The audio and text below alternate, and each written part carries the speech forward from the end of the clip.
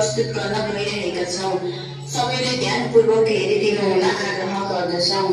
परिवारको सबैजना साँझको खाना खाएपछि कुराकानी गर्दै, छोरा तिमी भोलि कति बजे जाने हो नि?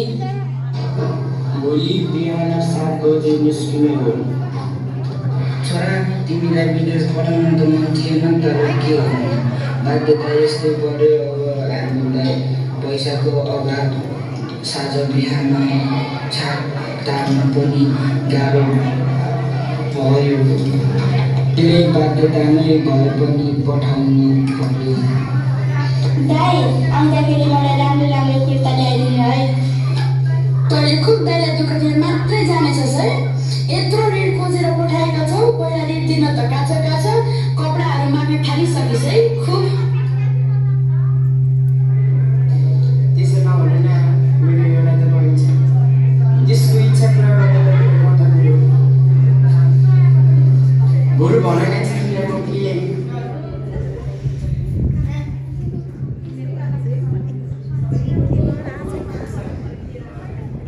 मलाई केही पनि चाहिँदैन हजुर, राम्रोसँग गएर छिट्टै आए हुन्छ। मलाई यति भए पुगिहाल्छ नि। भोलि बिहान पख ल आमा बुबा सामानहरू लिएर आऊ त, दाइ जानु बेला भयो। ल छोरी पख है, हामी आयौँ। ए बुहारी टिका लिएर आऊ त छिटो। ल आमा मैले दही बनाउँदैछु है। ल बुहारी झट्टै लिएर आऊ, अनि बुवालाई बोलाऊ त, बेर भइसक्यो। खान्छ राम्ररी गएछ र झट्टै फर्केर आएछ। मलाई तेरो धेरै सम्झना आउनेछ।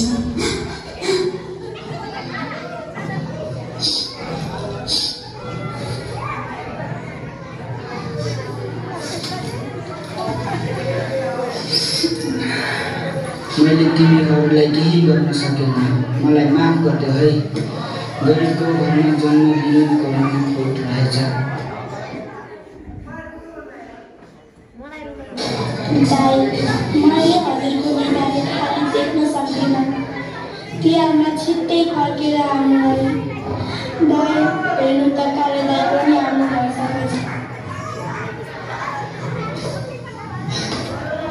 छिट्टै फर्केर आउनु है।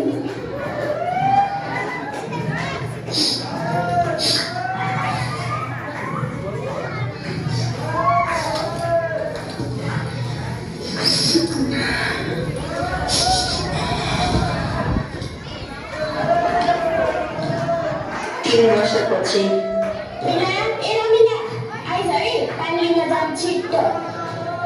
तिमीहरू कपडा नबस्छ है त्यही पँधेरोमा। तिमीहरू त जहिले कपडाएर बस्छ, त्यो खुक्क छिटो लिएर आउनु नि पानी। हस् आमा हस्, रमेला र चमेली त आउँदै आएन त। पानी लिन जानु भनेको ढिलो भइसक्यो बहिनी। दिदी आउनु है, पानी लिन जाऊ।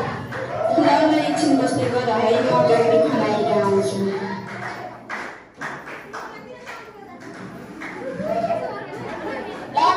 राम्रोसँग जाऊ है।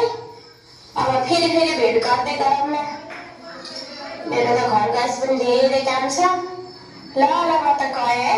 राम्रोसँग जाऊ सबैजना। के परदेशबाट आएको हो? डाँडा घरै काठले पुऱ्याइदिनु है। राम्रोसँग पुऱ्याइदिनु है। भइहाल्छ नि दाइ। मेरो डाँडा घर काकीको घरमा काम पनि थियो, म पुऱ्याइदिइहाल्छु। खै दिनुहोस् त। काकी ए काकी, हजुरलाई थाहा छ? हजुरको लागि एउटा रातो धागोले बाँधेको पत्र आएको छ। ए लाउनुहोस्। खै नानी देउता के हो हेर।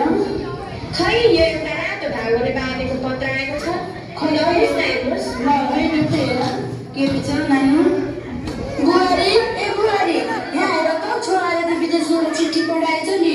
के छ मेरो छोराले के भन्न ल्याएछ पठाएको, कस्तो माया लाग्यो। अब त यसलाई पढ्दैन है।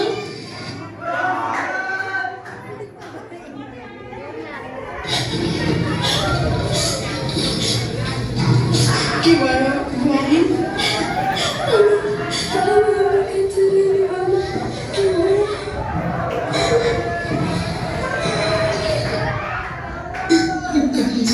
नानी